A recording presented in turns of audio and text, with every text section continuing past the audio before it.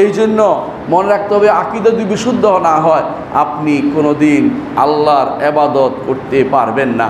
আকীদা বিশুদ্ধ হলেই আপনার ইবাদত, আল্লাহর ইবাদত গ্রহণযোগ্য হবে। আল্লাহর ইবাদত করছেন, অন্যের ইবাদত করেন, আল্লাহ তাআলা সেটা গ্রহণ করবেন না। হাদিসে কুদসিতে আল্লাহ তাআলা বলেন, আনা আগনা শুরাকা আনি শিরক মান আমিলা আমালান ওয়া আশরাকা ফীহি মা'i গায়রি তারাকতুহু ওয়া শিরকাহু।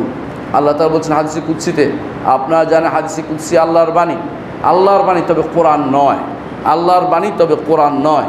হাদিসে কুদসিতে আল্লাহ তাআলা বলছেন, আমি যাবতীয় অংশীদারের অংশ নেওয়া থেকে মুক্ত। অর্থাৎ কেউ যদি কোনো অংশীদার কি করে, কোনো একটা কাজ করলে, শরীকানা ব্যবসা করলে সবাই কি করে, ভাগ চায়। আমার ভাগ ঠিক করে দিয়ে দাও, হিসাব করে দিয়ে দাও, তোমার ভাগ তুমি যা ইচ্ছা তা করো। কিন্তু আল্লাহ তাআলা বলেন না, আমি অংশীদারের অংশ নেই না, আমার জন্য পুরো আমলটাই করতে হবে, সালাত পুরোটাই আমার জন্য হতে হবে, দানটা পুরোটাই আমার জন্য হতে হবে।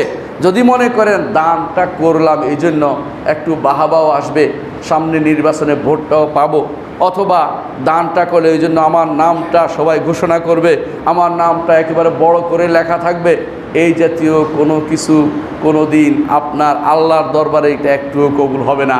কারণ আল্লাহ তাআলা কোনো অংশ নেন না। তিনি ঘোষণা করেছেন, যে কেউ আমার জন্য কোনো আমল করবে, মান আমিলা আমালান আশরাকা ফীহি মা'i গায়রি, সে আমল করতে গিয়ে মনে মনে পাশের লোকের চিন্তা করেছে।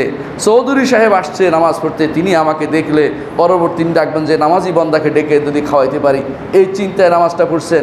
ইমাম সাহেব শিরিক করেছেন, ইমামের সালাত নষ্ট, ইমামের ইমামের ইবাদত সব পণ্ড, ইমামের কোনো কিছু আল্লাহর দরবারে আর গ্রহণযোগ্য হয়নি।